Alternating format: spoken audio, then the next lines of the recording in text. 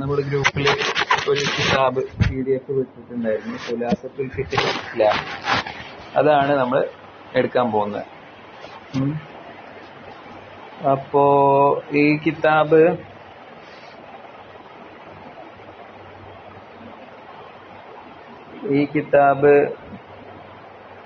ബഹുമാനപ്പെട്ട ബാവ ഉസ്താദ് രചിച്ച കിതാബാണ്. ബാവ ഉസ്താദ് എന്ന് പറയും, കാണുന്നുണ്ടാവും.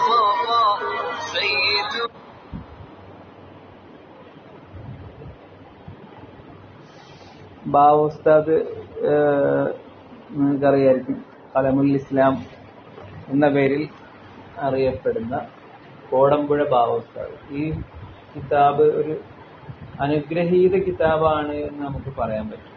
ഒരു അനുഗ്രഹീത കിതാബാണ്. കാരണം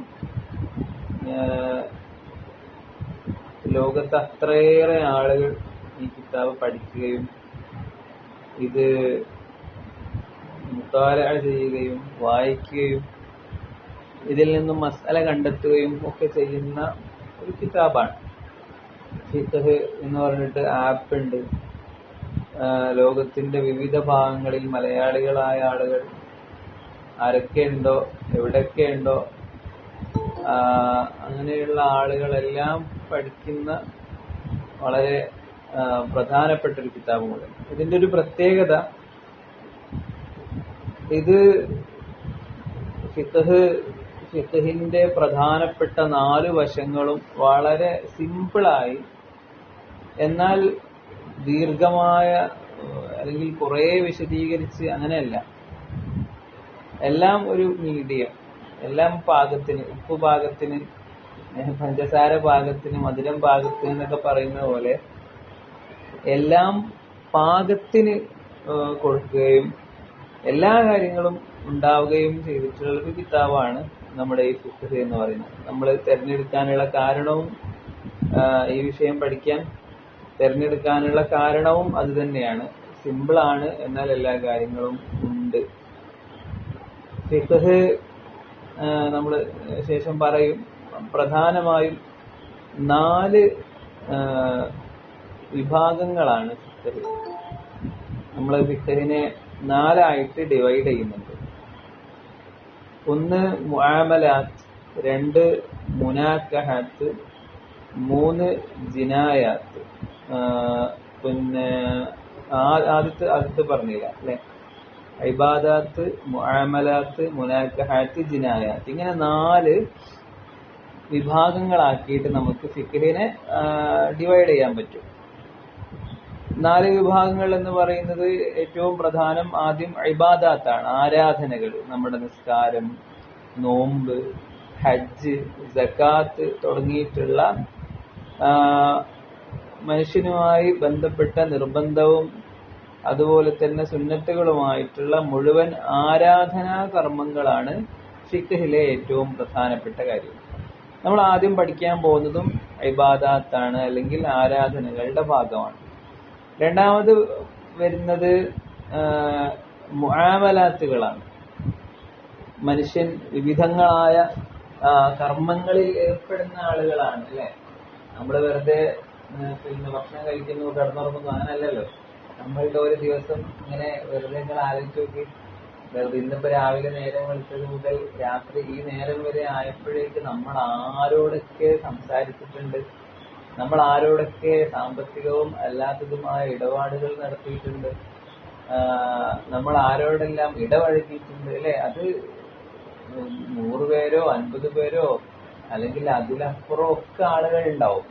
അപ്പം സാമ്പത്തികവും അല്ലാത്തതുമായ ഇടപാടുകൾ മനുഷ്യ ജീവിതത്തിൽ എല്ലാ ദിവസവും ഉണ്ട്. ബിക്കോസ് മനുഷ്യൻ എന്ന് പറയുന്നത് ഒരു സോഷ്യൽ ബീയിങ് ആണ് അല്ലെ, ഒരു സാമൂഹികമായ ചുറ്റുപാടിലാണ് നമ്മളുള്ളത്. നമ്മൾ ഒറ്റയ്ക്കൊരു മൗഗ്ലിയൊന്നും അല്ല, നമുക്ക് അങ്ങനെ ജീവിക്കാൻ സാധ്യമല്ല അല്ലെ. നമുക്ക് എല്ലായ്പ്പോഴും വേണം. അപ്പോ പറഞ്ഞു വന്നത് മുആമലാത്ത് ആണ് രണ്ടാമത്തെ ഫിഖ്ഹിന്റെ പ്രധാനപ്പെട്ട ഭാഗം എന്ന് പറയുമ്പോൾ മനുഷ്യന്റെ സാമ്പത്തികവും അല്ലാത്തതുമായിട്ടുള്ള പ്രധാനപ്പെട്ട ട്രാൻസാക്ഷൻസ് അല്ലെങ്കിൽ ജീവിതത്തിൽ വന്നു ചേരുന്ന ഇടപാടുകളെ കുറിച്ച് വിശദമായിട്ട് നമുക്ക് പഠിക്കും. മൂന്നാമത്തത് മുനാക്കഹാത്താണ്.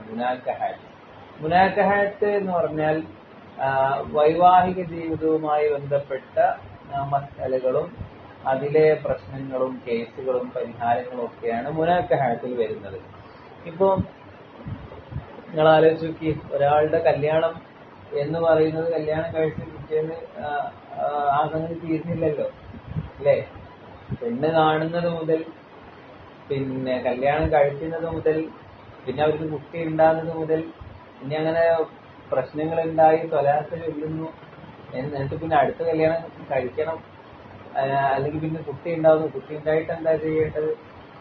ഇങ്ങനെ കുടുംബം എന്ന് പറയുന്ന സമൂഹത്തിലെ ഏറ്റവും പ്രധാനപ്പെട്ട ഒരു ഇൻസ്റ്റിറ്റ്യൂഷനാണല്ലേ, ഒരു സ്ഥാപനമാണ് കുടുംബം എന്ന് പറയുന്നത്. അപ്പം ആ സ്ഥാപനത്തെ വളരെ വിശദമായിട്ട് ഇസ്ലാം പിന്നെ പറഞ്ഞു തരുന്നുണ്ട്. അതെങ്ങനെയാവണം, A to Z കാര്യങ്ങൾ വിശദീകരിക്കുന്നുണ്ട്. ഇവിടെയാണ് മുനാക്കഹാത്തിന്റെ പ്രസക്തി. മുനാക്കഹാത്താണ് നമ്മൾ ഫിഖ്ഹിൽ പഠിക്കുന്ന മൂന്നാമത്തെ പ്രധാനപ്പെട്ട ഭാഗം. നാലാമത് വരുന്നത് ജിനായാത്താണ്. ജിനായത്ത് എന്ന് പറയുന്നത് പിന്നെ കുറ്റവും ശിക്ഷയാണ്, ക്രൈം ആൻഡ് പണിഷ്മെന്റ് ആണ്. ഒരു സമൂഹത്തിൽ എന്തായാലും ചില ആളുകൾക്ക് നന്മയും ചില ആളുകൾക്ക് തിന്മയും ഉണ്ടാകും. തിന്മ ആളുകൾക്ക് ഉണ്ടാകുമ്പോഴാണ് ആളുകൾ കുറ്റം ചെയ്യുന്നത്, നമുക്കറിയാം ഇല്ലോ അല്ലേ? ഇപ്പോ പിന്നെ ഒരാളെ തല്ലുന്നു, അപ്പൊ എന്ത് ചെയ്യണം? ഒരാളെ കൊല്ലുന്നു, അപ്പോൾ എന്ത് ചെയ്യണം? ഒരാൾ കട്ടെടുക്കുന്നു, അപ്പോൾ എന്ത് ചെയ്യണം? അല്ലേ? ഇതിനെല്ലാം ഇസ്ലാമികമായ കൃത്യമായ കണക്കുകളുണ്ട്. ഒരാളെ എപ്പോഴാണ് ഇപ്പൊ കട്ടെടുത്താൽ കൈ മുറിക്കണം എന്ന് പറഞ്ഞാൽ എപ്പോഴാണ് കൈ മുറിക്കേണ്ടത്? കട്ടെടുത്താൽ കൈ മുറിക്കണം എന്നുള്ളത് നമ്മൾ കേട്ടിട്ടുണ്ട്. പക്ഷെ എപ്പോഴാണ് കട്ടെടുത്താൽ കൈ മുറിക്കേണ്ടത്? ആരെങ്കിലും ഒന്ന് പറഞ്ഞാല്. കട്ടെടുത്താൽ കൈ മുറിക്കണം എന്ന് പറഞ്ഞിട്ടുണ്ട്. പക്ഷെ എപ്പം മുറിക്കണം? അന്ന് തന്നെ മുറിക്കണോ? അല്ലെങ്കിൽ പിറ്റേന്ന് മുറിക്കണോ? ഒരഭിപ്രായം പറഞ്ഞോളി. മുറിക്കേണ്ടെന്നാണോ നിങ്ങളെ അഭിപ്രായം? അങ്ങനെയും പറയാട്ടോ. എന്തിനാ കൈ മുറിക്കണ?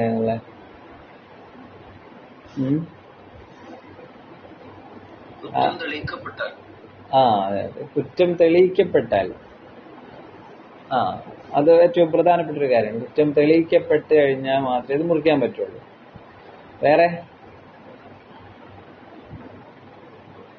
വേറെയുള്ളവരൊക്കെ എന്തെങ്കിലുമൊക്കെ പറഞ്ഞോളി.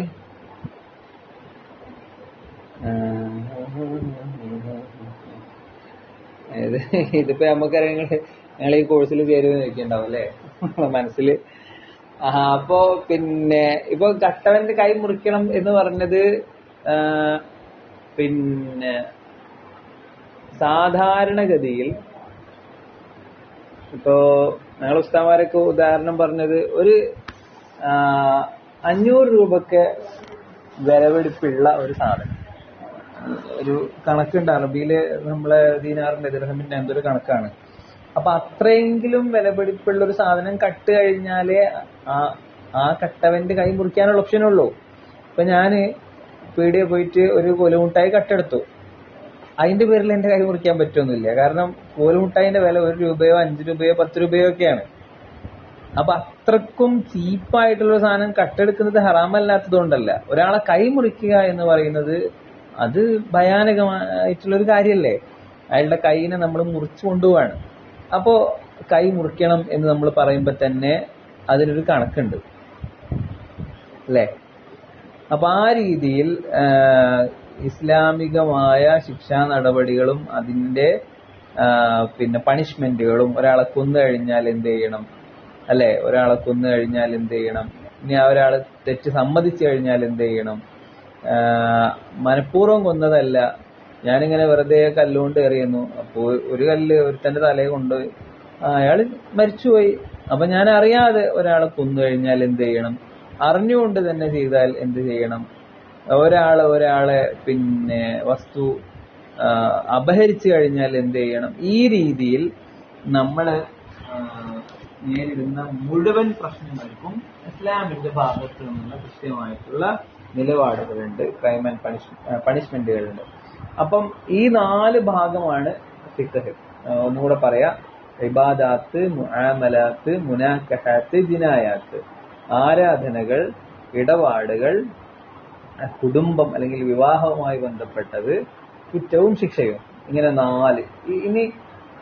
ഇനി നമ്മൾ ആലോചിച്ച് നോക്കി, നമ്മൾ ഏത് കാര്യം എടുത്താലും ഈ 4ന്റെ അകത്ത് ഉണ്ടാവും അല്ലെ? നമ്മൾ ഏത് കാര്യം എടുത്താലും ഈ ഒരു 4ന്റെ അകത്ത് അത് പെടും എന്നുറപ്പാ. അങ്ങനെ അല്ലാത്തൊരു സാധനം ഉണ്ടാവില്ല. അത് ഓരോന്നിന്റെയും വിശദമായിട്ടുള്ള സംഗതികളിൽ അത് പെടും അല്ലെ? അപ്പൊ ഈ പ്രധാനപ്പെട്ട 4 ഭാഗങ്ങളായി നമ്മൾ ഫിഖ്ഹിനെ തരംതിരിച്ചിട്ടുണ്ട്. അപ്പൊ അത് ജസ്റ്റ് ഇൻട്രോ നമ്മൾ മനസ്സിലാക്കാൻ വേണ്ടിയിട്ട് പറഞ്ഞതാണ്. ബിസ്മില്ലാഹിർ റഹ്മാനിർ റഹീം. നമ്മൾ തുടങ്ങുകയാണ്. അപ്പൊ എല്ലാവരും കൂടെ അഊദു ബിസ്മി ചൊല്ലിയിട്ട് നമ്മൾ തുടങ്ങും. ബിസ്മില്ലാ. എല്ലാവരും ചൊല്ലിക്കോളിട്ടോ. അഊദു ബില്ലാഹി മിനശ് ശൈത്വാനിർ റജീം. ബിസ്മില്ലാഹിർ റഹ്മാനിർ റഹീം.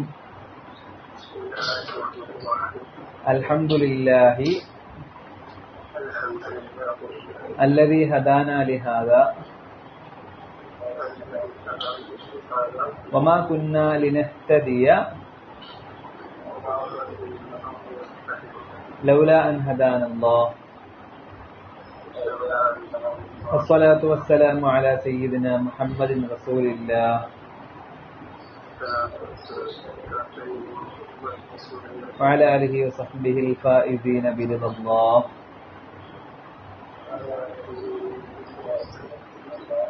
അമ്മാ ബഅദ്. ഓക്കെ. അപ്പൊ ഇൻഷാ അല്ലാഹ് നമ്മൾ തുടങ്ങാണ്. ആദ്യം ബിസ്മില്ലാഹിർ റഹ്മാനിർ റഹീം എന്നൊക്കെ എല്ലാവർക്കും അറിയായിരിക്കും. ബിസ്മില്ലാഹി, അള്ളാഹുവിന്റെ നാമം കൊണ്ട് ഞാൻ തുടങ്ങുന്നു. റഹ്മാനിർ റഹീം, റഹ്മാനും റഹീമുമായ അള്ളാഹുവാണ്. റഹ്മാൻ എന്ന് പറഞ്ഞാൽ പിന്നെ ഈ ദുനിയാവിൽ, നമ്മൾ ഈ ജീവിക്കുന്ന ദുനിയാവിൽ എല്ലാവർക്കും ഗുണം ചെയ്യുന്ന, അതിൽ വിശ്വാസിയാണ് അവിശ്വാസി എന്ന് നോക്കൊന്നുമില്ല. മോഡിക്കും ഗുണം ചെയ്യും, അമിത്ഷാക്കും ഗുണം ചെയ്യും, നമുക്കും അള്ളാഹു ഗുണം ചെയ്യും. അപ്പൊ മോഡി കുറെ പിന്നെ ശല്യം ഉണ്ടാക്കുന്നുണ്ടല്ലോ, അല്ലെങ്കിൽ ഇസ്രായേലുകാർ കുറെ ശല്യം ഉണ്ടാക്കുന്നുണ്ടല്ലോ, അത് ദുനിയാവാണ്. ദുനിയാവിൽ അള്ളാഹു ദുഷ്ടനെ പന പോലെ വളർത്തും. ചിലപ്പോ അത് പറയാൻ പറ്റില്ല. അപ്പം റഹ്മാനാണ്. റഹീം, റഹീം എന്ന് പറയുമ്പോൾ നമുക്ക് പ്രത്യേകമായി ആഖിറത്തിൽ അള്ളാഹുവിനനുസരിച്ച ആളുകൾക്ക് പ്രത്യേകമായി ഗുണം ചെയ്യുന്ന അള്ളാഹു, ആ അള്ളാഹു. അപ്പം റഹ്മാനും റഹീമുമായ അള്ളാഹുവിന്റെ നാമം കൊണ്ട് നമ്മൾ ബറക്കത്ത് എടുത്ത് തുടങ്ങുകയാണ്. അപ്പൊ ഇനി ബിസ്മില്ലാഹി എന്നാണ് നമ്മൾ സങ്കല്പിച്ചു കൊടുക്കേണ്ടത്. ബിസ്മില്ലാഹി എന്ന് പറയുമ്പം നമ്മൾ തുടങ്ങുന്നു എന്നുള്ള ഒരു സംഭവം നമ്മൾ അവിടെ സങ്കല്പിച്ചു കൊടുക്കണം. അള്ളാഹുവിന്റെ നാമം കൊണ്ട് നമ്മൾ തുടങ്ങുന്നു. എല്ലാ വിഷയവും തന്നെ, ഭക്ഷണം കഴിക്കുമ്പോഴും, വെള്ളം കുടിക്കുമ്പോഴും, ഒരു ബിസിനസ് തുടങ്ങുമ്പോഴും, കട തുറക്കുമ്പോഴും, വീട്ടിൽ നിന്ന് പുറത്തിറക്കുമ്പോഴും അല്ലെ, എല്ലായിടത്തും ബിസ്മി ഉണ്ടല്ലോ. അല്ലെ, എല്ലാ കാര്യങ്ങളും പിന്നെ ബിസ്മി കൊണ്ട് തുടങ്ങണം എന്നല്ലേ നമ്മൾ പഠിച്ചത്. ഏതായാലും വിശദമായിട്ട് ഇൻഷാ അല്ലാഹ് അത് വേറെ പല സ്ഥലത്തും വരും. അതുകൊണ്ട് നമുക്ക് കൂടുതൽ അതിനെ കുറിച്ച് പറയണ്ട. അപ്പം ബിസ്മില്ലാഹിർ റഹ്മാനിർ റഹീം പറഞ്ഞു. അൽഹംദുലില്ലാഹി അല്ലദീ ഹദാനാ ലിഹാദാ വമാ കുന്നാ ലിനഹ്തദിയ ലൗലാ അൻ ഹദാനല്ലാഹ്. ബിസ്മി കഴിഞ്ഞാൽ പിന്നെ എല്ലായിടത്തും ഹംദാണ് വേണ്ടത്. അൽഹംദുലില്ലാഹ്, എല്ലാ സ്തുതികളും അല്ലാഹുവിനാണ്. അൽഹംദുലില്ലാഹ്. അൽഹംദു എന്ന് പറഞ്ഞാൽ എല്ലാ സ്തുതികളും. സ്തുതി എന്ന് പറയുമ്പം എന്താ പറയാ, അൽ അഅമാലുൽ ഖൈരിയ്യ, എന്തിനാണ് സ്തുതി എന്ന് പറയാ, അല്ലെങ്കിൽ അൽ അഅമാലുൽ ഹസന, ഓൾ ഗുഡ് ഡീഡ്സ്, എല്ലാ നല്ല കാര്യങ്ങൾക്കുമാണ് സ്തുതി എന്ന് പറയാ. ഏത് നല്ല കാര്യം എടുത്താലും. ഇപ്പം ഇപ്പം പിന്നെ നമ്മളെ സിദ്ദീഖ ഒരു 100 രൂപ ഒരാൾക്ക് കൊടുത്തു.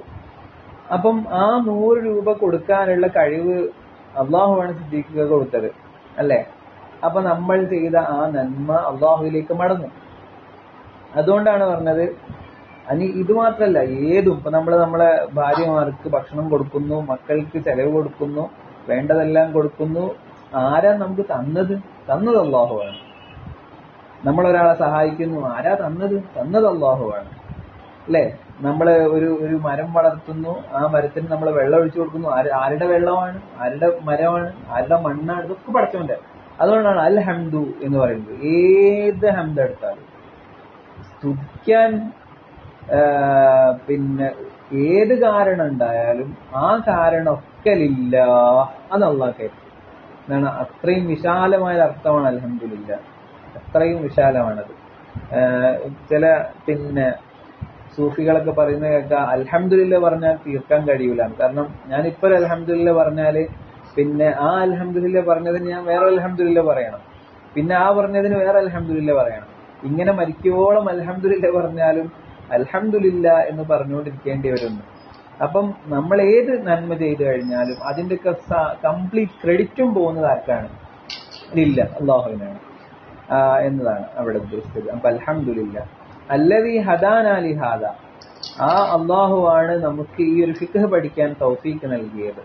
വമാ കുന്നാ ലിനഹ്തദിയ ലൗലാ അൻ ഹദാനല്ലാഹ്, അള്ളാഹു നമ്മളെ ഈ ഇസ്ലാമിലേക്കും ഈ പഠനത്തിലേക്കൊക്കെ തൗഫീഖ് തന്നിട്ടില്ലായിരുന്നുവെങ്കിൽ നമുക്ക് ഇങ്ങനെ ഒരു അവസരം ഉണ്ടാകുമായിരുന്നില്ല.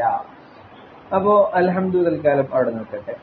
അപ്പം ബിസ്മി കഴിഞ്ഞു, ഹംദ് കഴിഞ്ഞു. അത് കഴിഞ്ഞാൽ പിന്നെ ഏതാ വേണ്ടത്? സ്വലാത്തും സലാമുമാണ്. എല്ലായിടത്തും നമ്മൾ അങ്ങനെ തന്നെയാണല്ലോ.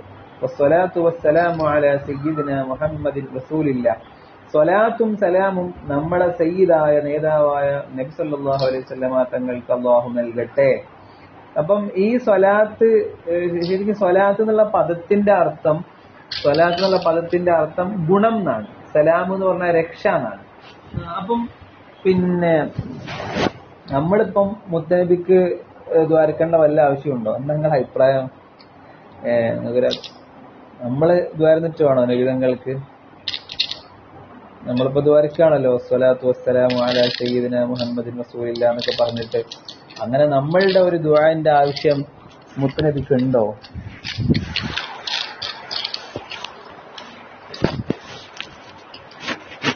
ഉണ്ടോ? ഇല്ലല്ലോ അല്ലെ? അങ്ങനെ നമ്മള് ദ്വാരന്നിട്ടാ. അപ്പൊ അള്ളാഹു ആദ്യം തന്നെ സൃഷ്ടിച്ചത് നബിതങ്ങളെ നൂറാണ്. നൂറു നബിയ്ക യാ ജാബിർ അല്ലെ? ആ അള്ളാന്റെ റസൂലിന് നമ്മൾ ദ്വാരന്നിട്ടൊന്നും വേണ്ട. പിന്നെ എന്തിനാണ് അള്ളാഹു നമ്മളോട് ദ്വാരക്കാൻ പറഞ്ഞത്? ഇന്നല്ലാഹ വമലായികത്തുഹു യുസല്ലൂന അലൻ നബി യാ അയ്യുഹല്ലദീന ആമനൂ സല്ലു അലൈഹി വസല്ലിമു തസ്ലീമാ എന്ന് അള്ളാഹു ഖുർആനിൽ പറഞ്ഞത് പ്രകാരമാണ് നമ്മൾ ദ്വാരക്കുന്നത്. അത് ശരിക്ക് പിന്നെ നമ്മള് റബ്ബർ പന്ത് എടുത്ത് എറിയുന്ന പോലെയൊക്കെ ഉണ്ടാവും. എന്ന് പറഞ്ഞാല് നമ്മളെ റബ്ബർ പന്ത് എടുത്ത് എത്ര ശക്തിയിൽ എറിയുന്നോ, ഒരു സ്ഥലത്തേക്ക് എറിയുന്നോ അത്രയും ശക്തിയിൽ തിരിച്ചു വരും അല്ലെ? നമ്മളൊരു മതിലിനാണ് റബ്ബർ പന്ത് എടുത്ത് എറിയുന്നെങ്കിൽ നമ്മൾ അങ്ങോട്ട് ഏത് സ്ട്രോങ്ങിലാണ് എറിയുന്നത് അതിനേക്കാളും സ്ട്രോങ്ങിൽ തിരിച്ചു വരും. എന്നതുപോലെയാണ് നമ്മൾ സ്വലാത്ത് എല്ലുന്നതും മുത്തനബിക്ക് ദ്വാരക്കുന്നതൊക്കെ. നമ്മൾ എത്രത്തോളം ദ്വാരക്കുന്നോ അത്രത്തോളം സാധനം തിരിച്ചു കിട്ടുന്നുള്ളതാണ്. അപ്പം ആ ഒരു സ്വലാത്തും സലാമും എന്ന് പറഞ്ഞതിന്റെ അർത്ഥം നമ്മൾ ദ്വാരക്കുമ്പോ നമുക്ക് ഒരു തെറ്റിദ്ധാരണ വേണ്ട. ആർക്കും വേണ്ടിയിട്ടാ ദ്വാരക്കണേ, ഞാൻ ദ്വാരന്നിട്ടാണ് എന്ന രീതിയിൽ നമുക്ക് ദർജ കൂടാൻ വേണ്ടിയിട്ട്, നമ്മൾക്ക് ഗുണം നൽകാൻ വേണ്ടിയിട്ട്, നമ്മൾക്ക് ദോഷം പൊറുക്കാൻ വേണ്ടിയിട്ട്, നമ്മൾക്ക് ഒരുപാട് ഖൈറാത്തുകൾ പടച്ചോൻ തരാൻ വേണ്ടിയിട്ട് ആണ് അള്ളാഹു നമ്മളോട് സ്വലാത്തും സലാമും ചെല്ലാൻ വേണ്ടിയിട്ട് പറഞ്ഞത്. അപ്പം സ്വലാത്തും സലാമും നബിതങ്ങൾക്ക് അള്ളാഹു നൽകട്ടെ. അതുപോലെ വഅല ആലിഹി നബിതങ്ങളുടെ കുടുംബത്തിന് അഹ്ലുബൈത്തിനും വസഹ്ബിഹി സ്വഹാബികൾക്കും അള്ളാഹു നൽകട്ടെ. അൽഫായിസീന ബിറദല്ലാഹ്, ഇവരെല്ലാം അള്ളാഹുവിന്റെ തൃപ്തി കൊണ്ട് വിജയിച്ച ആളുകളാണ്. അപ്പൊ ഇതാണ് ഒരു നമ്മൾ പറയുന്ന, ഇപ്പം നമ്മൾ പ്രസംഗത്തിലായാലും അല്ലെങ്കിൽ നമ്മളൊരു എഴുത്തിലായാലും നമ്മൾ എവിടെയായാലും ഇങ്ങനെ ബിസ്മില്ലാഹിർ റഹ്മാനിർ റഹീം അൽഹംദുലില്ലാഹി റബ്ബിൽ ആലമീൻ വസ്സലാത്തു വസ്സലാമു അലാ സയ്യിദിനാ മുഹമ്മദിൻ വഅലാ ആലിഹി വസഹ്ബിഹി അജ്മഈൻ എന്നൊക്കെ പറയുന്നുണ്ടല്ലോ. ആ പറയുന്നതിന്റെ പൊരുൾ, അതിന്റെ മീനിങ് ഇതാണ്. നമ്മൾ ബിസ്മി കൊണ്ട് ബർക്കത്ത് എടുത്ത് തുടങ്ങുന്നു, എല്ലാം പടച്ചോനെ നിന്റേതാണെന്ന് പറയുന്നു, എന്നിട്ട് നബിതങ്ങൾക്ക് ഒരു സ്വലാത്തും സലാമും കൊടുക്കുന്നു, അതുപോലെ സ്വഹാബത്തിനും അഹ്ലു ബൈത്തിനും ഒക്കെ കൊടുക്കുന്നു, എന്നിട്ട് നമ്മൾ തുടങ്ങുന്നു. എന്നിട്ടാണ് നമ്മൾ തുടങ്ങുന്നത്. ഓക്കെ. അപ്പൊ അമ്മാ ബഅദു, ഇപ്പൊ പറഞ്ഞതിൽ എന്തെങ്കിലും സംശയം ഉണ്ടെങ്കിൽ നിങ്ങൾ ചോദിക്കണം കേട്ടോ. പറയുന്നതിൽ അവ്യക്തതകളോ സംശയങ്ങളോ ഒക്കെ ഉണ്ടെങ്കിൽ അപ്പൊ തന്നെ തീർത്ത് പോയാൽ നല്ലതായിരിക്കും. ഈ പറഞ്ഞതിൽ എന്തെങ്കിലും ഡൗട്ട് ഉണ്ടോ? മനസ്സിലാവുന്നുണ്ടല്ലോ അല്ലെ? ഞാനിപ്പോ ജോയിൻ ചെയ്തല്ലോ. ഇത് നമ്മള് ഒരു കാര്യത്തിന്റെ തുടക്കത്തിലുള്ള ഇതുവാണല്ലേ? ആ അതെ അതെ അതെ. അതെ അതെ ആണ്. ഓക്കെ. വേറെ സംശയങ്ങളൊന്നും ഇല്ല എന്ന് തോന്നുന്നു. ഓക്കെ. അപ്പൊ അങ്ങനെയാണെങ്കിൽ നമുക്ക് അടുത്തയിലേക്ക് പോവാം.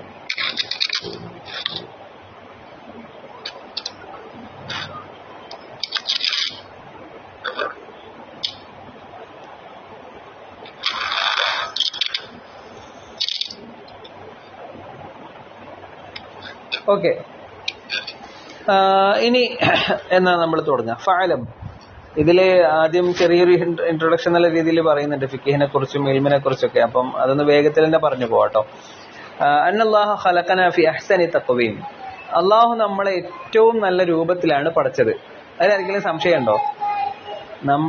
നമ്മള് കണ്ട സൃഷ്ടികളിൽ വെച്ച് ഏറ്റവും ഭംഗിയുള്ളതാരാ? നമ്മൾ തന്നെയാണ്, മനുഷ്യന്മാർ തന്നെയാണ് അല്ലെ.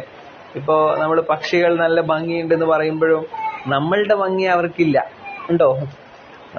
കടുവയോ സിംഹമോ പൂച്ചയോ ഒക്കെ നമ്മൾ ഏതെടുത്താലും മനുഷ്യന്റെ ഭംഗി അള്ളാഹു ഭംഗിയോ സൃഷ്ടിപ്പിലുള്ള ഈ ഒരു തന്ത്രമോ ഒന്നും വേറെ ആർക്കും അള്ളാഹു കൊടുത്തിട്ടില്ല. കാരണം അള്ളാഹ് തന്നെ ഖുർആനിൽ പറഞ്ഞതാണ് അല്ലേ, ഖലഖനാകും ഫി അഹ്സനി തഖ്വീം, ഏറ്റവും നല്ല രീതിയിലാണ്, ഏറ്റവും അടിപൊളിയായിട്ടുള്ള രീതിയിലാണ് അള്ളാഹു നമ്മളെ പഠിച്ചത്.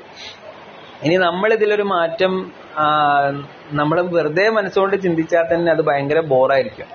ഇപ്പൊ ഒരു ഉദാഹരണം പറഞ്ഞാല്, ഈ നമ്മളെ നാവെങ്ങാനും പുറത്താണെങ്കിൽ എന്തൊരു ബോറായിരിക്കും അത് അല്ലേ. നമ്മൾ സംസാരിക്കുമ്പോ ഇങ്ങനെ ഇളകി കളിക്കുന്ന നമ്മളുടെ നാവ്, അത്യാവശ്യം നീളമുണ്ട് നമ്മുടെ നാവ് അല്ലേ, അത് ഉള്ളിലേക്ക് ഇങ്ങനെ നിൽക്കാന്ന് മാത്രം. അതെങ്ങാനും നമ്മുടെ മൂക്കിന്റെ സ്ഥാനത്തോ അല്ലെങ്കിൽ വേറെ എവിടെയെങ്കിലും ഒക്കെ ആണെങ്കിൽ എന്തൊരു ബോറായിരിക്കും അത്. നമുക്ക് വെറുതെ ആലോചിക്കുമ്പോ തന്നെ അത് അത്രയും ബോറായിരിക്കും അല്ലേ. നമ്മളെ മൂക്കെങ്ങാനും തല തിരിഞ്ഞിട്ടായിരുന്നെങ്കിൽ എന്ത് ബോറായിരിക്കും അത്. അപ്പൊ വെറുതെ നമ്മൾ ആലോചിച്ചാൽ തന്നെ ഏറ്റവും മനോഹരമായിട്ടുള്ള രീതിയിലാണ് അള്ളാഹു നമ്മളെ പഠിച്ചത് എന്ന് നമുക്ക് മനസ്സിലാവും. അതുകൊണ്ട് ആണ് പറയുന്നത് അള്ളാഹു ഫി അഹ്സനി തഖ്വീം, നല്ല രീതിയിലാണ് നമ്മളെ അള്ളാഹു പഠിച്ചത്. വഖലഖ ലനൽ അർള വമാ ഫീഹാ മിനൻ നഈം, ഈ ഭൂമിയും അതിലുള്ളത് മുഴുവനും അള്ളാഹു മനുഷ്യകുലത്തിന് വേണ്ടിയാണ് പഠിച്ചത്. അപ്പൊ നമ്മൾക്ക് വേണ്ടിയാണ് പഠിച്ചതെന്ന് പറയുമ്പോൾ നമുക്ക് നശിപ്പിക്കാൻ വേണ്ടിയാണ് എന്നുള്ള രീതിയിലല്ല കേട്ടോ.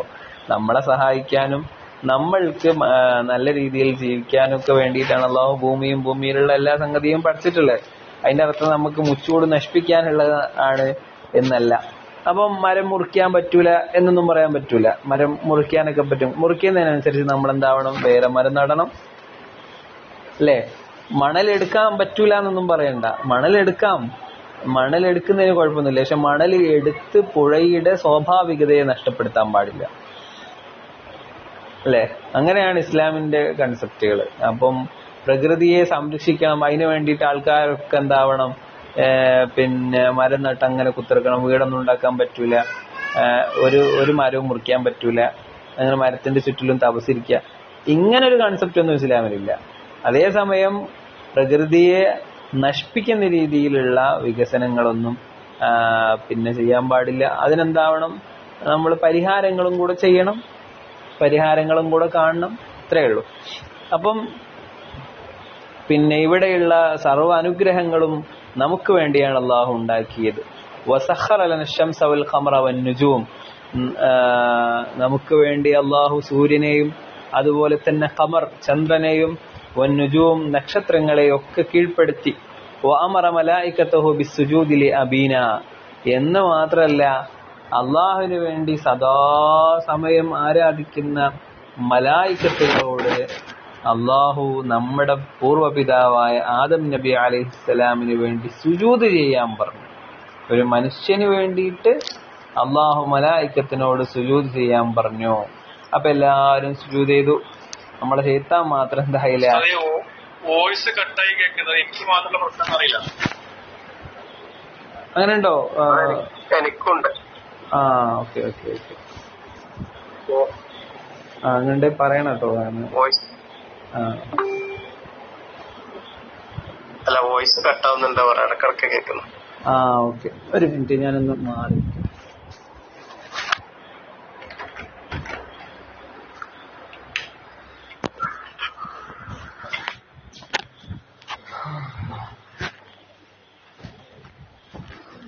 ഇപ്പോഴോ? ഇപ്പൊ കേൾക്കുന്നുണ്ടോ?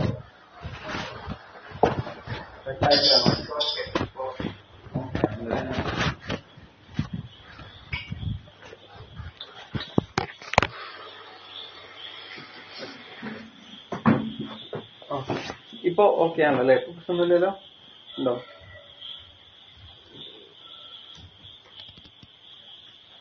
ഓക്കെ. ഓക്കെ ആണോ അല്ലെങ്കിൽ? ആ ഓക്കെ ഓക്കെ. അപ്പൊ അങ്ങനെ ഉണ്ടെങ്കിൽ ഒന്ന് പറയണം കേട്ടോ, നിങ്ങള് ഉണ്ടായിരുന്നെങ്കിൽ മനസ്സിലാവില്ല. ഓക്കെ. അപ്പൊ ഏതായാലും നമ്മൾ പറഞ്ഞത് പിന്നെ ആകാശഭൂമികൾ അള്ളാഹു കീഴ്പ്പെടുത്തി തന്നതും അതുപോലെ തന്നെ ഈ സൃഷ്ടികളും അനുഗ്രഹങ്ങളും ഒക്കെ അള്ളാഹു നമ്മൾക്ക് വേണ്ടി സംവിധാനിച്ചതാണ്. ഏറ്റവും അവസാനം പറഞ്ഞത് എന്നിട്ടെന്തായി, അള്ളാഹു നമ്മളുടെ ആദ്യ പിതാവായിട്ടുള്ള ആദം നബി അലൈഹി ഇസ്ലാമിനെ മലായിക്കത്തിനെ കൊണ്ട് സുജൂദ് കൂടെ ചെയ്യിപ്പിച്ചു. അപ്പൊ ഇതൊക്കെ നമ്മൾക്ക് മനുഷ്യന്മാർക്ക് അള്ളാഹു നൽകിയ വലിയ ബഹുമാനമാണ് അല്ലെ. ഈ പിന്നെ ഇങ്ങനെ ഒരു ചർച്ച ഉണ്ട്, അള്ളാഹുവിന്റെ സൃഷ്ടികളിൽ ഏറ്റവും അഫ്ളൽ ആരാണ്, ഏറ്റവും സൂപ്പർ ആരാണ്? ആദ്യം മുത്തുനബി തന്നെയാണ്, സംശയമൊന്നുമില്ല. പിന്നെ അമ്പിയാക്കളാണ്. അമ്പിയാക്കൾ കഴിഞ്ഞാൽ പിന്നെ ആരാണ്? മലായിക്കത്താണോ അല്ലെങ്കിൽ പിന്നെ അബൂബക്കർ സിദ്ദീഖ് റളിയല്ലാഹു അൻഹു ആണോ എന്നൊരു ചർച്ച ഉണ്ട്. അപ്പം കൂടുതൽ ആലിമീങ്ങളും പറഞ്ഞത് അത് അബൂബക്കർ സിദ്ദീഖ് റളിയല്ലാഹു അൻഹു പോലെയുള്ള മഹാന്മാരായിട്ടുള്ള സ്വഹാബത്താണെന്നുള്ളതാണ്. അതിന്റെ കാരണം എന്താ? മലായിക്കത്തിന് അള്ളാഹു അവരുടെ സൃഷ്ടിപ്പിൽ തന്നെ തിന്മ ഇല്ലാത്ത രീതിയിലാണ് പഠിച്ചത്. അവർക്ക് വികാരങ്ങളോ വിചാരങ്ങളോ ഒന്നുമില്ല അല്ലെ. അവർക്ക് വിശപ്പില്ല, ദാഹം ഉണ്ടാവില്ല. എന്താണോ അള്ളാഹു പറഞ്ഞത് അത് ചെയ്യാന്നുള്ളതാണ്. മനുഷ്യന്മാരങ്ങനെയല്ല. മനുഷ്യന്റെ സൃഷ്ടിപ്പ് തന്നെ അള്ളാഹു വിചാരം. നെറ്റ്വർക്ക് ഒന്ന് മാറ്റിയിട്ടെന്നാല്.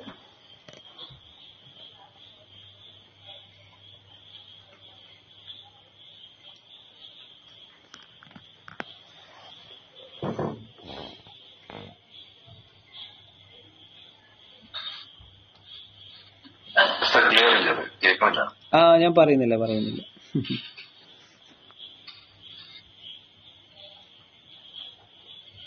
നിങ്ങളുടെ മഴ പെയ്തിട്ടാന്ന് തോന്നുന്നുണ്ട് കേട്ടോ. നല്ല മഴ ഉണ്ടായിരുന്നു.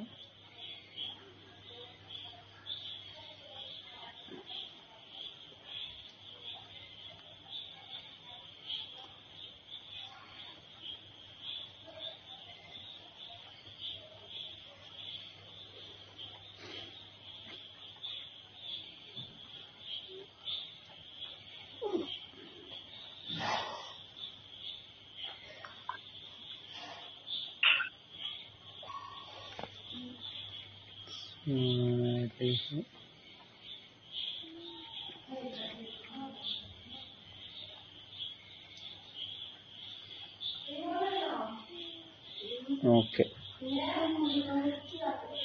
ഇപ്പൊ കേൾക്കുന്നുണ്ടോ? ഹലോ, വെള്ളം പോയോ? Hello,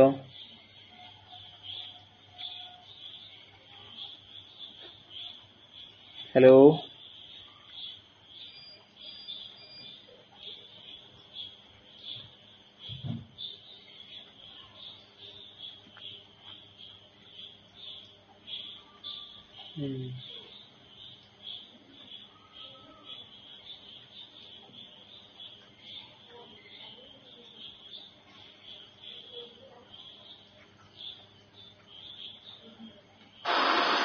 okay. ഹലോ, ഇപ്പൊ ഓക്കെ അല്ലേ? Hello,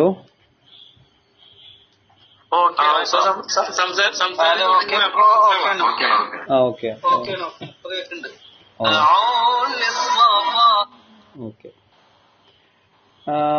okay. അപ്പം പിന്നെ ഇത് കാണുന്നുണ്ട്, സ്ക്രീൻ കാണുന്നില്ലേ? സ്ക്രീൻ ഓക്കെ അല്ലേ?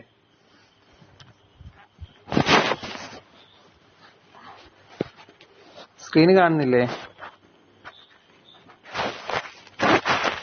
ഹലോ, സ്ക്രീൻ കാണുന്നില്ലല്ലോ. ഇല്ലല്ലേ?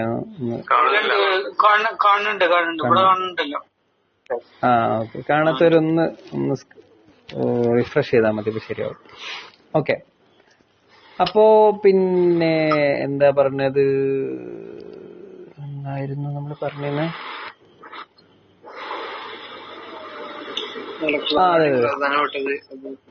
അതെ. അപ്പം മനുഷ്യന്മാർക്ക് അള്ളാഹു അവരുടെ സൃഷ്ടിപ്പിൽ തന്നെ നമ്മൾക്ക് ചീത്ത വിചാരങ്ങളും കൂടെ നമുക്ക് തോന്നുന്ന രീതിയിലാണ് അള്ളാഹു നമ്മൾ പഠിച്ചത്. മലായിക്കത്തിന് അങ്ങനെയല്ല. അതുകൊണ്ട് മലായിക്കത്തിനേക്കാളും ശ്രേഷ്ഠത നല്ല മനുഷ്യന്മാർക്കാണ് എന്നാണ് ഭൂരിഭാഗം പണ്ഡിതന്മാരുടെയും അഭിപ്രായം. പോട്ടെ. അപ്പോ അള്ളാഹു നമ്മൾക്ക് ഇത്രയും അനുഗ്രഹങ്ങളൊക്കെ ചെയ്തു. എന്നിട്ട് പറഞ്ഞു സുമ്മ അമറന ബിത്തഖ്വ വൽ മൗത്തി അലൽ ഇസ്ലാം. എന്നിട്ട് നമ്മളോട് തഖ്വ അനുഷ്ഠിച്ച് ജീവിക്കാനും അതുപോലെ മുസ്ലിമായി മരിക്കാനും പറഞ്ഞു. യാ അയ്യുഹല്ലദീന ആമനുത്തഖുല്ലാഹ ഹഖ്ക തുഖാതിഹി വലാ തമൂതുന്ന ഇല്ലാ വഅൻതും മുസ്ലിമൂൻ എന്ന് അള്ളാഹു ഖുർആനിൽ പറഞ്ഞു. ഇത് നമ്മളെല്ലാ വെള്ളിയാഴ്ചയും കേൾക്കുന്ന ഒരു ആയത്താണ് അല്ലെ. യാ അയ്യുഹല്ലദീന ആമനുത്തഖുല്ലാഹ ഹഖ്ക തുഖാതിഹി വലാ തമൂതുന്ന ഇല്ലാ വഅൻതും മുസ്ലിമൂൻ. ഇത്തഖുല്ലാഹ് എന്നൊക്കെ പറഞ്ഞിട്ട് ഖതീബ് ഓതുന്ന ആയത്താണ്. എന്താണത്?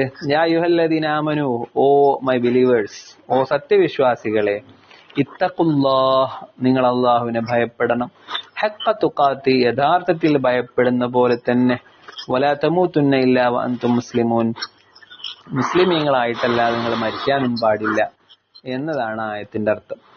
അപ്പം തഖ്വ അനുഷ്ഠിച്ച് ജീവിക്കണം എന്ന് പറഞ്ഞാൽ എന്താണ് തഖ്വ? തഖ്വ എന്ന് പറഞ്ഞാൽ അല്ലെ, നബി തങ്ങൾ ഒരു ഹദീസിൽ പറഞ്ഞത് കാണാം, അത്തഖ്വ ഹാഹുന എന്ന് പറഞ്ഞിട്ട് ഹൃദയത്തിന്റെ നേരെ ഇങ്ങനെ നബി തങ്ങൾ ചൂണ്ടി. അത്തഖ്വ ഹാഹുന, ഹൃദയം, ഈ ഹൃദയത്തിലാണ് തഖ്വ കിടക്കുന്നത്. അപ്പോ നമ്മുടെ പുറത്തല്ല എന്നർത്ഥം അല്ലെ. ഇപ്പൊ നമ്മള് എല്ലാരും എന്ന് പറഞ്ഞാൽ മനുഷ്യന്മാരുടെ പൊതുവെ ഉള്ള ഒരു സ്വഭാവം അങ്ങനെയല്ല. നമ്മൾ പുറത്തൊന്നും അകത്ത് വേറൊന്നും ആയിരിക്കും അല്ലെ. നമ്മള് വീട്ടിലൊരു സ്വഭാവവും നാട്ടിൽ വേറെ സ്വഭാവമായിരിക്കും, സുഹൃത്തുക്കളുടെ അടുത്ത് വേറെ സ്വഭാവവും അല്ലെ. അങ്ങനെ തന്നെ ആയിരിക്കും നമ്മളെല്ലാവരും. പക്ഷെ അങ്ങനെ ആവാൻ പാടില്ല എന്നാണ്. പിന്നെയും പോയോ? ഈ PDF കാണുന്നത് ഹദീസ അല്ലല്ല. ഇപ്പൊ നമ്മള് ഇപ്പൊ ലാസ്റ്റ് പറഞ്ഞത് ഒരായത്താണ്, യാ അയ്യുഹല്ലദീന ആമനു. അത് സൂറത്തു ആലി ഇംറാനിലെ 102-ാമത്തെ ആയത്താണ്. ഓക്കെ. ഇത് ഫിഖ്ഹിന്റെ സംസാരിക്കുന്ന ഫിഖ്ഹിന്റെ ഇൻട്രൊഡക്ഷൻ ആണ്. ഫിഖ്ഹിന്റെ ഇൻട്രൊഡക്ഷൻ ആദ്യത്തെ പേജ്. നമ്മള് വിഷയത്തിലേക്ക് ഇതാ അടുത്ത അഹ്കാമു ശർഇയ്യ എന്നുള്ളതാണ് വിഷയം. അപ്പൊ ഇതില് നമ്മളെ ഇമാമിയങ്ങളെയും ഫിഖ്ഹിന്റെ ഒരു സംഗതി ഒക്കെ പറഞ്ഞിട്ട് ഇങ്ങനെ ആയിക്കോട്ടെ. ഞാൻ ലേറ്റ് ജോയിൻ ചെയ്തേ, ഒരു ക്ലാരിറ്റി കിട്ടാൻ വേണ്ടി ചോദിച്ചു. ആയിക്കോട്ടെ. ഓക്കെ. അപ്പോ പിന്നെ എന്താണ് തഖ്വ എന്ന് പറഞ്ഞാൽ? അത്തഖ്വ ഹാഹുന എന്ന് പറഞ്ഞിട്ടല്ലേ എന്ന് വിധങ്ങൾ പറഞ്ഞു എന്ന് പറഞ്ഞ് ഹൃദയത്തിലേക്ക് ചൂണ്ടിയിട്ടാണ്. അപ്പൊ തഖ്വ എന്ന് പറഞ്ഞാൽ ഹുവ ഇംതിസാലു അവാമിരില്ലാഹി വജ്തിനാബു നവാഹിഹി. തഖ്വ എന്ന് പറഞ്ഞാൽ അള്ളാഹുവിന്റെ കൽപ്പനകളെ അനുസരിക്കുകയും അതുപോലെ തന്നെ വിരോധനകളെ ഒഴിവാക്കുകയും ചെയ്യുക. നമ്മൾ പലവട്ടം പല സ്ഥലത്തും പറഞ്ഞതായിരിക്കും. അതുകൊണ്ട് വൽ ഇംതിസാലു വൽ ഇജ്തിനാബു ലാ യസ്തതിബ്ബാനി ഇല്ലാ ബിമഅരിഫത്തിൽ അഹ്കാമി ശർഇയ്യ. നമ്മളോട് നന്മ ചെയ്യണമെന്നും തിന്മ ഒഴിവാക്കണമെന്നും പറഞ്ഞല്ലോ. അപ്പൊ അത് എങ്ങനെയാണ് നന്മയാണ് എന്നും തിന്മയാണ് എന്നൊക്കെ നമ്മൾ മനസ്സിലാക്കുക? ഒരു കാര്യം നന്മയാണോ തിന്മയാണോ എന്ന് മനസ്സിലാക്കണമെങ്കിൽ അതിനൊരു അടിസ്ഥാനം വേണം. അതാണ് അഹ്കാമു ശർഇയ്യ.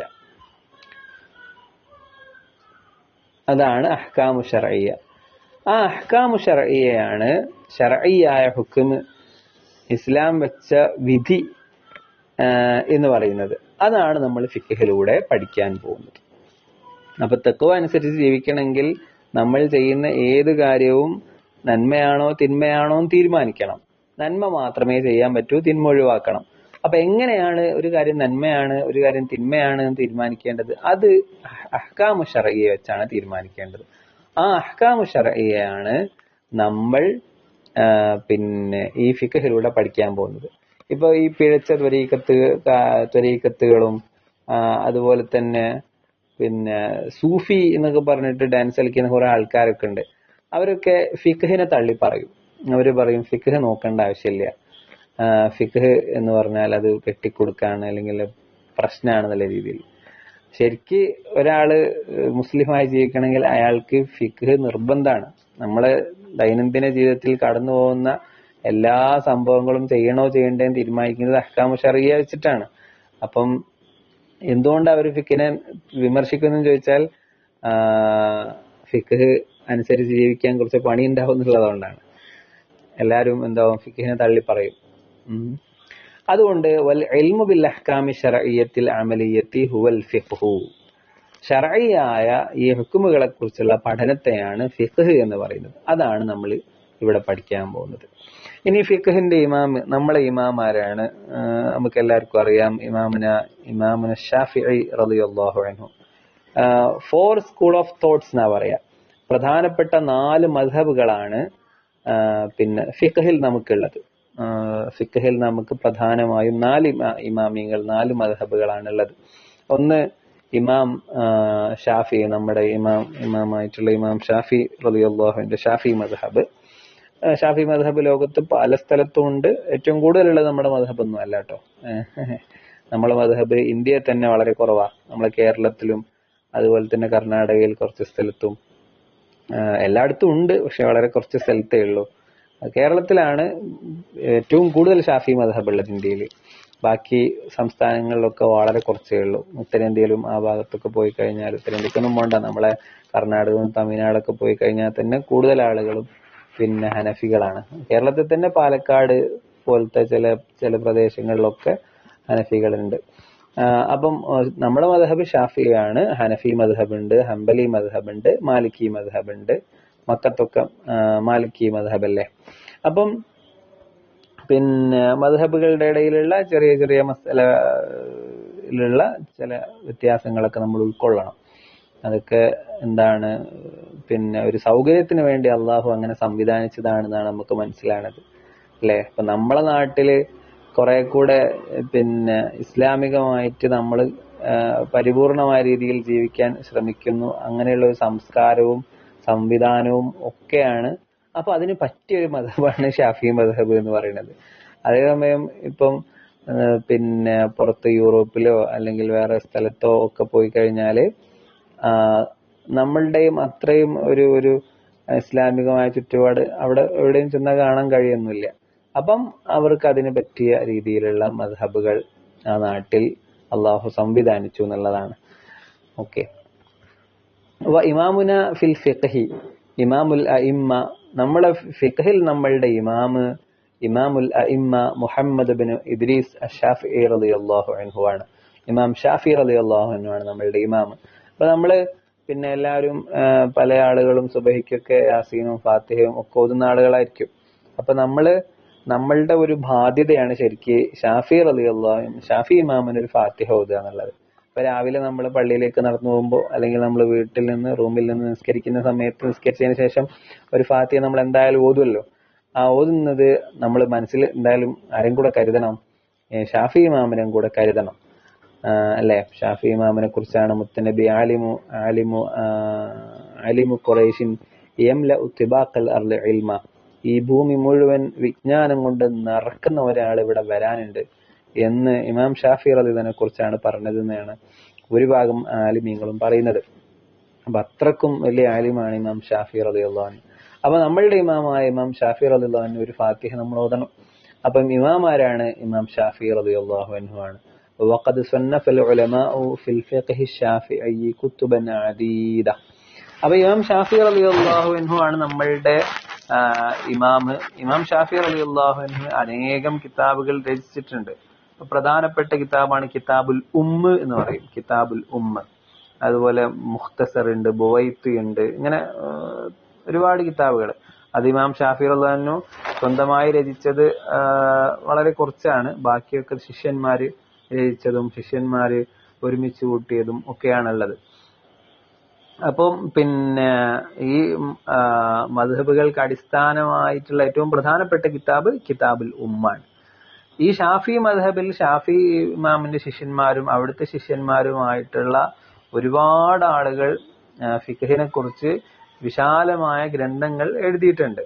ഇപ്പം നിങ്ങൾ കേട്ടിട്ടുണ്ടാവും തുഹ്ഫത്തുൽ മുഹ്താജ്, അതുപോലെ തന്നെ നമ്മൾ അറിയപ്പെട്ട ഫത്ഹുൽ മുഈൻ, ഇങ്ങനെ തുടങ്ങിയിട്ട് മിൻഹാജുൽ, ഇങ്ങനെ തുടങ്ങിയിട്ട് ഒരുപാട്, ഗസാലി ഇമാമിന്റെ ബസീത്ത്, വസീത്ത്, ഇങ്ങനെ ഇഷ്ടം പോലെ കിതാബുകള് ഫിഖ്ഹിന്റെ വിഷയത്തിൽ എഴുതിയിട്ടുണ്ട്. പക്ഷെ അതൊക്കെ വളരെ വിശാലമാണ്. നമ്മൾ ഓതിക്കഴിഞ്ഞാൽ അടുത്ത കാലത്തൊന്നും തീരാൻ പോണില്ല. അപ്പൊ എന്തിനാണ് നമ്മൾ ഈ കിതാബ് പഠിക്കുന്നത്? നമ്മൾ നേരത്തെ തന്നെ നമ്മൾ സൂചിപ്പിച്ചിരുന്നു. ഈ കിതാബിന്റെ ഒരു പ്രത്യേകത, അതിലുള്ള കാര്യങ്ങളൊക്കെ ഇതിലുണ്ട്, എന്നാൽ പാകത്തിനേ എല്ലാം ഉള്ളൂ, എല്ലാം പാകത്തിനേ ഉള്ളൂ. അതുകൊണ്ടാണ് നമ്മൾ ഈ കിതാബ് തിരഞ്ഞെടുത്തത് എന്ന് അതന്നെയാണ് ഇനിയും നമ്മൾ പറയുന്നത് കേട്ടോ. അപ്പം ഷാഫി ഫിഖഹിൽ ഒരുപാട് കിതാബുകൾ എഴുതപ്പെട്ടിട്ടുണ്ട്. ഫമിൻഹ അൽ മബ്സൂത്ത, അതിൽ ചില കിതാബ് മബ്സൂത്താണ്. മബ്സൂത്ത് പറഞ്ഞാൽ കുറച്ചുകൂടെ ഡീറ്റെയിൽഡ് ആണ്, ഭയങ്കര വിശാലമാണ്. 1500, 2000, 3000, 4000 പേജുകളൊക്കെ ഉണ്ടാവും.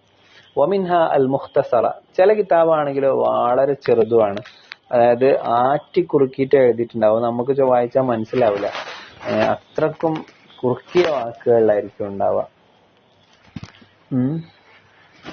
വിശാലമായ ഫിഖഹിന്റെ ഭാഗങ്ങൾ മുഴുവൻ ഉൾക്കൊള്ളുന്ന രീതിയിൽ ചുരുക്കട്ടോ, അല്ലാതെ 10 പേജില് ഇസ്ലാമിന്റെ ഫിഖ് മൊത്തം പറയാന്നുള്ളതൊന്നല്ല ഉദ്ദേശിച്ചത്. അപ്പൊ വമിൻ അഷ്ഹരി മുഖ്തസറാത്തിഹി, ഈ മുഖ്തസറായ ഗ്രന്ഥങ്ങളിൽ, മുഖ്തസർ എന്ന് പറയുമ്പോൾ നമ്മൾ പറഞ്ഞു അല്ലെ, ചുരുങ്ങിയ വാക്കുകളിൽ ഒരുപാട് സംഗതി ഉൾക്കൊള്ളുന്നതാണ് മുഖ്തസർ എന്ന് പറയുക.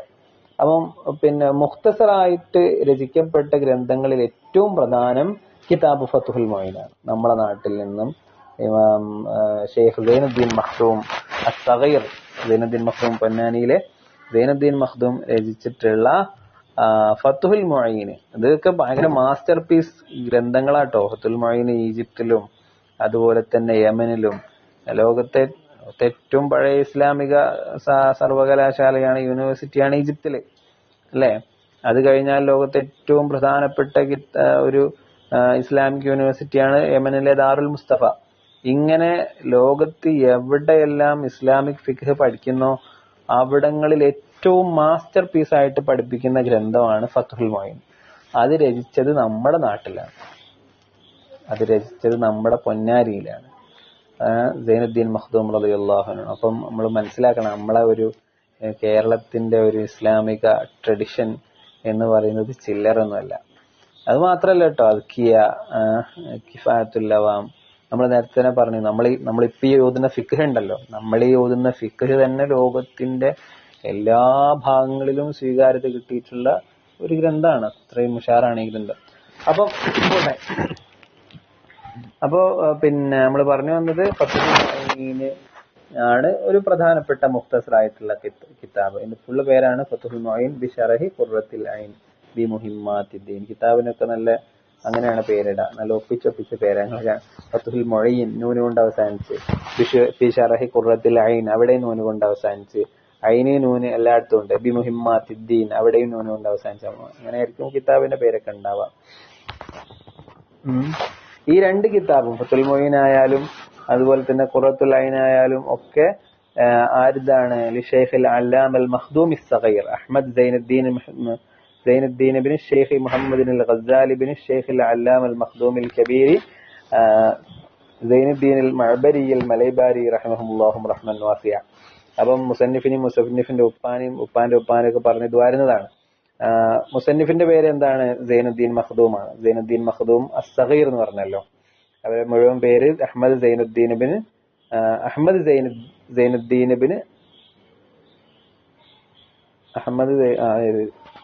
അതെ മുഴുവൻ പേര് അഹ്മദ് സൈനുദ്ദീൻ എന്നാണ്. അവരെ ഉപ്പാന്റെ പേര് അഷേഖ് മുഹമ്മദുൽ ഗസാലിയാണ്. അവരെ ഉപ്പാന്റെ പേര് അഷേഖ് സൈനുദ്ദീൻ മഖ്ദൂമുൽ കബീറാണ്. അപ്പൊ വലിയ മഖ്ദൂമിന്റെ മകൻ മുഹമ്മദുൽ ഗസാലി, അവരുടെ മകൻ അഹ്മദ് ഇബ്നു സൈനുദ്ദീൻ മഖ്ദൂമാണ് നമ്മുടെ ഈ പറഞ്ഞ ഫത്തുഹുൽ മൊയ്ൻ രചിച്ചത് കേട്ടോ. ഒക്കെ നമ്മളെ നാട്ടുകാരാണ്. ഈ മുഹമ്മദ് അൽ ഗസാലി വലിയ സൂഫിയായിരുന്നു. അവരെ സംബന്ധിച്ച് ഒരുപാട് ചരിത്രങ്ങളൊക്കെ ഉണ്ട്. മുഹമ്മദ് അൽ ഗസാലി എന്ന് പറയുന്നത് വലിയ സൂഫി ആയിട്ടുള്ള ഒരു ആലിമായിരുന്നു. അൽ മഅബരി എന്നുണ്ടല്ലോ, ഈ മഅബർ പറഞ്ഞാല് പൊന്നാനി ആണ്. അൽ മഅബരി, പൊന്നാനി മലൈബാരി അല്ലല്ലേ, മഅബരി ആണല്ലേ. പൊന്നാനിയെ കുറിച്ചാണ് പറയലിട്ടോ, ഒന്ന് ഓർപ്പിക്കാണ്ടേ, ഉറപ്പില്ല, പിന്നെ പറയാം. അടുത്ത ക്ലാസ്സിൽ പറഞ്ഞിട്ടുണ്ട് മഅബർ എന്താണെന്നുള്ളത്. പൊന്നാനി എന്ന ഓർമ്മ. അൽ മലൈബാർ പിന്നെ അറിയാലോ, മലബാറിനെ അറബീകരിച്ചതാണ് മലൈബാരി. ഓക്കെ, അപ്പം മുസന്നിഫിനെ കുറിച്ച് ഒന്ന് പറഞ്ഞു എന്ന് മാത്രം. നമ്മളുടെ ഈ ബാവ ഉസ്താദ് ഫിഖ് എഴുതിയത് ഏതെന്ന് എടുത്തിട്ടാണ്? ഏറ്റവും പ്രധാനപ്പെട്ട ഫതുൽ മൊയ്ൻ എന്ന ചെറിയ കിതാബിൽ നിന്നും സംഗതികൾ എടുത്തിട്ടാണ് ഈ കിതാബ് രചിക്കുന്നത്. അപ്പൊ അത് പ്രത്യേകമായിട്ടൊന്ന് പറഞ്ഞതാണ്. ക്ലിയർ ആണല്ലോ അല്ലെ? എന്തെങ്കിലും സംശയങ്ങളൊന്നും ഇല്ലല്ലോ? പറച്ചോനെ, ഇത് കട്ടായിണോ?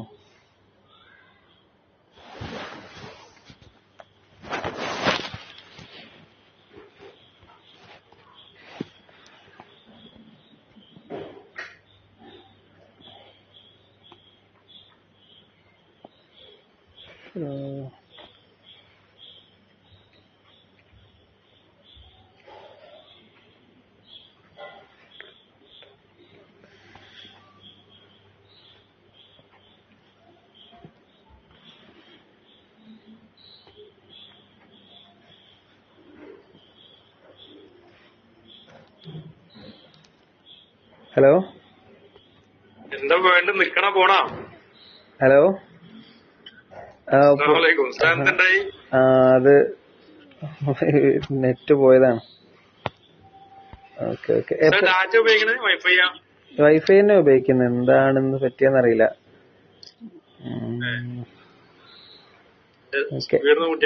ആ ആ, ഇപ്പൊ ഓക്കെ അല്ലേ? ഇപ്പൊ കേൾക്കണില്ലേ? എത്ര കൊറേ സമയമായി പോയിട്ട്?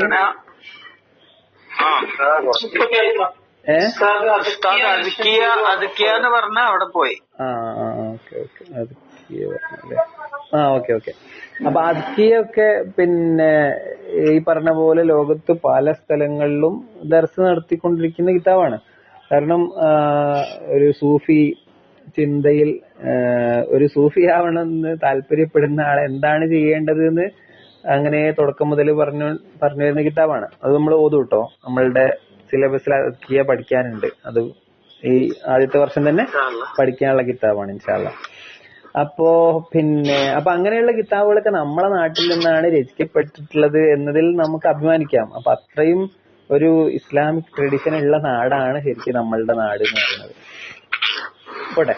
അപ്പോ അപ്പൊ അവരുടെ സൈനുദ്ദീൻ മഖ്ദൂം സഗീർ എന്നവരുടെ രചനകൾ അത്രയും ലോകപ്രശസ്തമാണ്. ആ ഒരു അവര് രചിച്ച ഫതുൽ മൊയ്ന്റെ ക്രക്സ് ആണ്.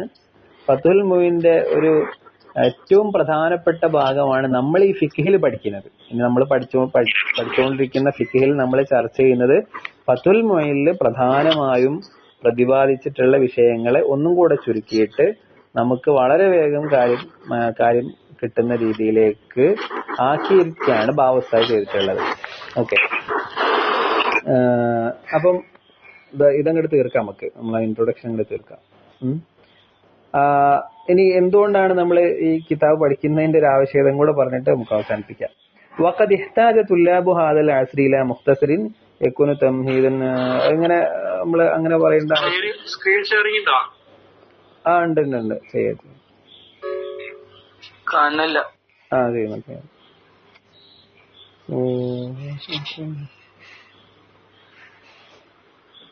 ഓക്കെ.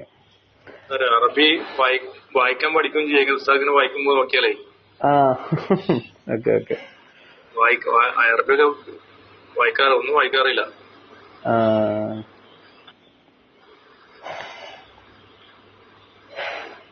കുറേശ്ശെ അറിയുള്ളേ. ഫുള്ള് ശരിയാവും.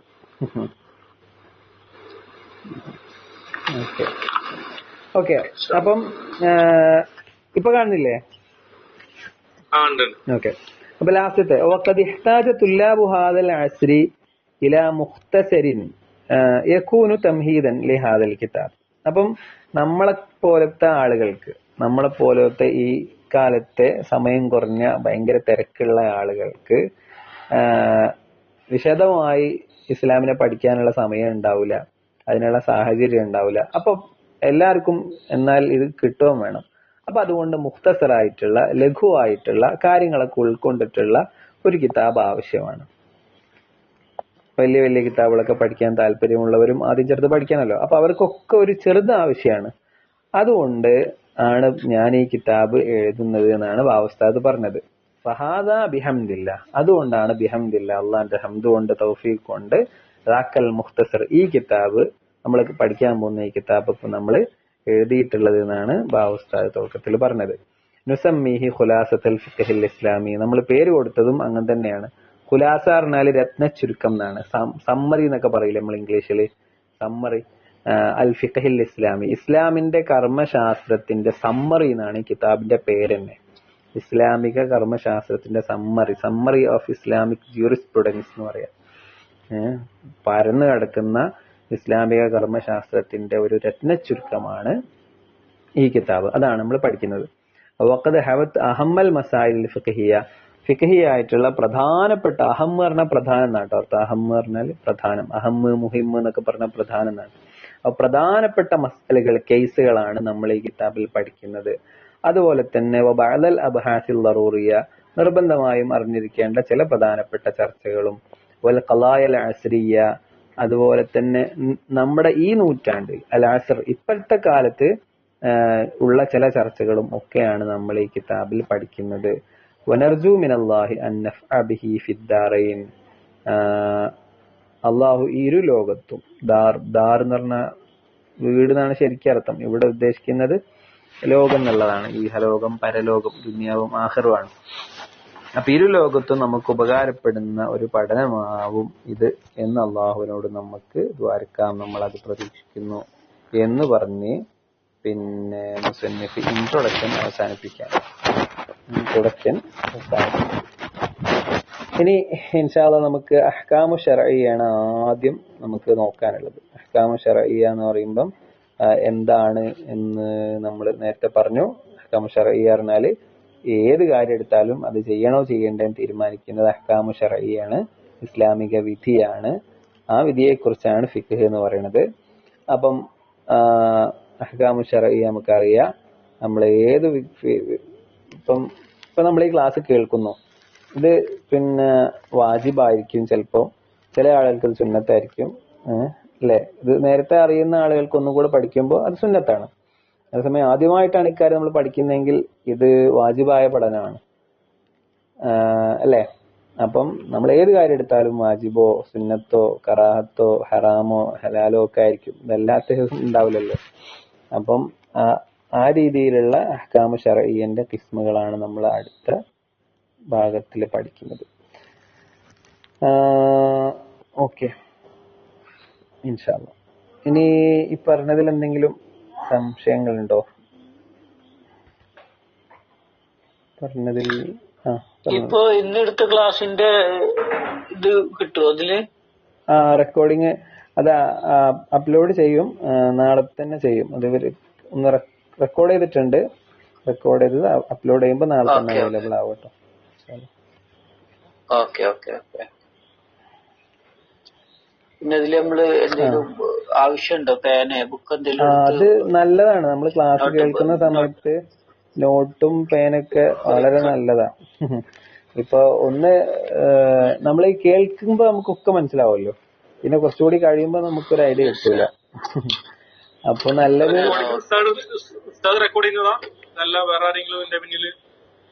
അല്ല, ഇത് ഞാൻ തന്നെ റെക്കോർഡ് ചെയ്യുന്നതാണ്. നമ്മള് സൂം വഴി ആണ് ക്ലാസ് ശരിക്കും എടുക്കേണ്ടത്.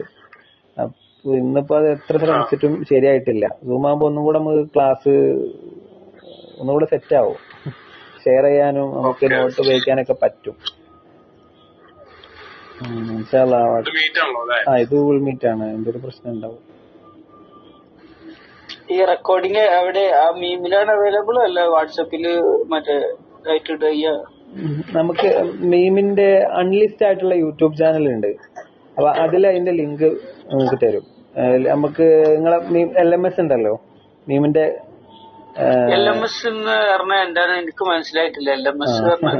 LMS പറഞ്ഞാല് നിങ്ങൾക്ക് മീമിന്റെ ആപ്പില്ലേ, ആ ആപ്പിനെ കുറിച്ച് മീമിന്റെ ആപ്പിനെ കുറിച്ചാണ് LMS എന്ന് പറയുന്നത്. ആപ്പ് ഓപ്പൺ ചെയ്ത് കഴിഞ്ഞാല് അതില് നിങ്ങളെ ക്ലാസ് റൂം ഉണ്ടാവും, നമ്മളെ B27 അഹ്ലു സുഫ ദർസ് എന്ന് പറഞ്ഞിട്ട്. അത് ഓപ്പൺ ചെയ്താല് അതില് ഉണ്ടാവും നമ്മള് ഇന്നെടുത്ത ക്ലാസ് നാളെ മറ്റന്നാളൊക്കെ ആയിട്ട് അതില് വരും കേട്ടോ. ലിങ്ക് വരും, അതിൽ ക്ലിക്ക് ചെയ്തിട്ട് നമുക്ക് കാണാം. ഓക്കെ. ഇനിയിപ്പോ ശനിയാഴ്ച ഇനിയിപ്പം ഇനി തിങ്കളാഴ്ച ഇൻഷാ അല്ലാ. നമുക്ക് ഒരു ക്ലാസ് മിനിയാന്ന് ക്ലാസ് നടക്കാത്തതുകൊണ്ട് ഇപ്പൊ അത് ചിലപ്പോ ഞായറാഴ്ച അല്ലെങ്കിൽ ശനിയാഴ്ച ഒക്കെ ആയിട്ട് ഗ്രൂപ്പിൽ അറിയിക്കും നിങ്ങളെ. തിങ്കളാഴ്ച ഇതേ വിഷയം അല്ല വേറെ വിഷയം വരെ? തിങ്കളാഴ്ച ഫിഖ് എന്നല്ലേ കൊടുത്തേ? ഞാനൊരു ഇത് ഗ്രൂപ്പിൽ ഇട്ടിരുന്നു. നമുക്ക് എല്ലാ ദിവസവും പിന്നെ ഒരേ വിഷയം ആക്കാതെ വേറെ വേറെ വിഷയങ്ങൾ എടുക്കാം, കുറച്ച് കുറച്ച്. ഗ്രൂപ്പിൽ പറഞ്ഞത് ഈ ഇതിൽ തന്നെയല്ലേ? വേറെ ഗ്രൂപ്പ് ഉണ്ടോ?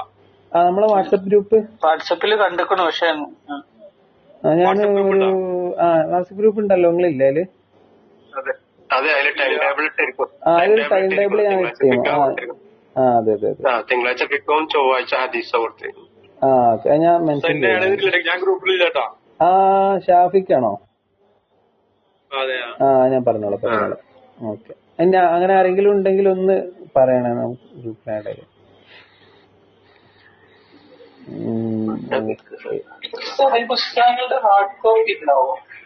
ഉണ്ടല്ലോ.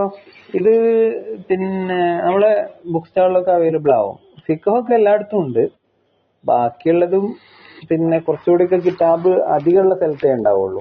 ഈ കിതാബിൻ്റെതായിട്ടുള്ള കടകൾ ഉണ്ടാവുമല്ലോ, അവിടെയൊക്കെ ഉണ്ടാവുള്ളൂ. ഫിഖ് നമ്മളെ പൊതുവെയുള്ള മദ്രസ കിതാബുകളൊക്കെ കിട്ടുന്ന എല്ലാ കടകളിലും കിട്ടും. ബാക്കിയുള്ളത് ഒന്നുകിൽ നമുക്ക് PDF, ഈ നമ്മൾ ഗ്രൂപ്പിലിട്ട PDFന്റെ പ്രിന്റ് എടുത്താൽ മതി.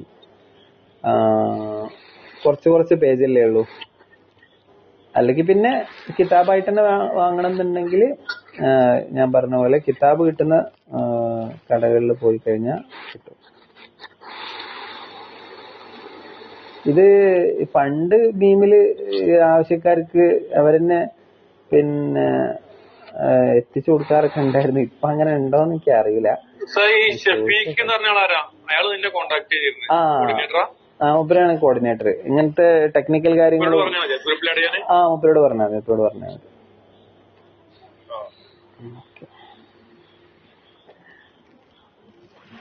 അപ്പൊ ഇൻഷാ അല്ലാ പിന്നെ അടുത്ത ക്ലാസ് മുതൽ എല്ലാരും ഒരു നോട്ട്ബുക്കും പേനൊക്കെ എടുത്ത് വന്നാല് എല്ലാം കൂടെ എഴുതിയൊക്കെ വേണ്ട, എന്നാലും പ്രധാനപ്പെട്ട കാര്യങ്ങളൊക്കെ ഒന്ന് നോട്ട് ചെയ്താൽ വളരെ നല്ലതാണ്.